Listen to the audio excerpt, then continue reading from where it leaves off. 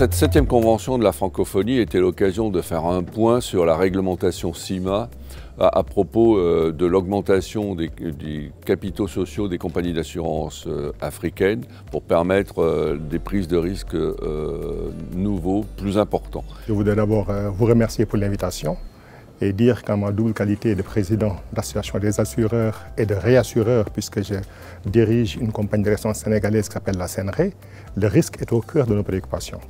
Et l'AMRAE, qui regroupe des risques managers, ne peut être qu'un partenaire. Et un partenaire qui nous accompagne aussi bien en amont qu'en aval, parce qu'il s'agit de sécuriser les sites et les risques, et il s'agit également de mitiger les dégâts. C'est un club que je connais depuis quand même pas mal de temps, même si c'est la première fois que j'y participe, et je vois que les événements ont de plus en plus un ancrage africain et regroupent beaucoup de monde. C'est devenu un agenda aussi important, toute proportion gardée, que l'Assemblée générale de la FANAF que nous organisons dans 2 semaines. C'est une législation qui effectivement tend à réguler le marché, mais aussi à faire et à apporter plus de stabilité au niveau des cédantes, de la solidité financière, puisque aujourd'hui, notamment le législateur CIMA impose, et on l'a vu en mai 2019, l'augmentation du capital minimum social. Donc, cela nous permet effectivement d'avoir sur les marchés des interlocuteurs avec une solidité et un niveau qui évite ce qu'on vit aujourd'hui, le dumping. J'étais ravi en fait de partager notre position et notre réflexion en fait sur les programmes internationaux avec d'autres partenaires et certains de nos confrères qui ont partagé notre table.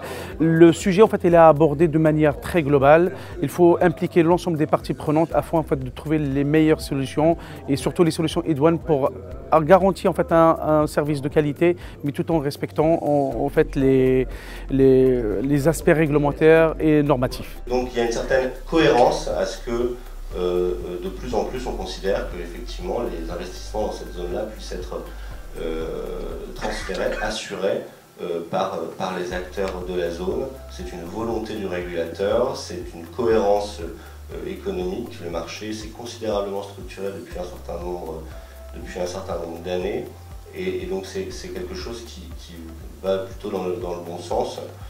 La conservation locale était extrêmement faible. Les capitaux ou les capacités financières ne permettant pas aux entreprises, sur les risques les plus importants, de garder localement plus de 1,5%, alors que la moyenne africaine tourne en 8 et 9. Et dans les marchés les plus matures, on va parfois jusqu'à 40 voire davantage.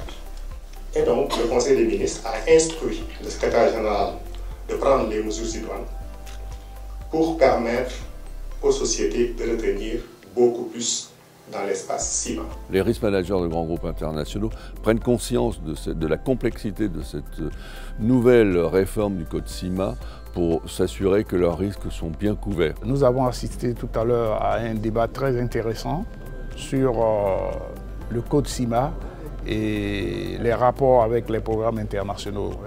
On avait eu des très beaux intervenants, des belles interventions, l'échange était très fructueux. Ce qui est intéressant, c'est de voir qu'effectivement, ces dernières années, en zone CIMA, il y a une gouvernance qui a fait beaucoup d'efforts pour donner plus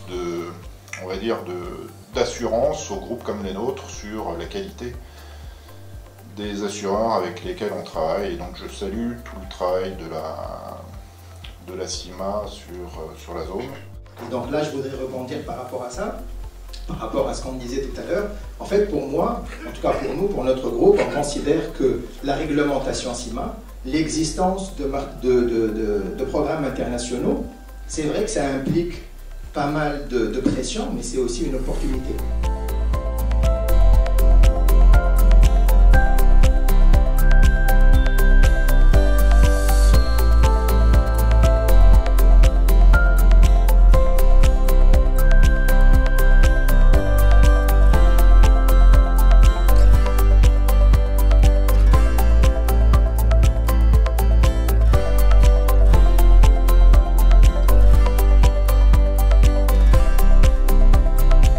Je crois que ce qui est très important, c'est que les risk managers prennent conscience de cette nouveauté qui est l'intervention du régulateur de la zone CIMA dans la couverture des risques au niveau des pays francophones africains. C'était une très belle table ronde, très riche, beaucoup d'intervenants de très haut niveau et puis des interventions des risk managers. Donc le but de ce club, c'est bien de faire en sorte que les risk managers des pays et les risk managers internationaux se connaissent, se parlent et comprennent ce qu'est la réalité des pays dans lesquels on travaille.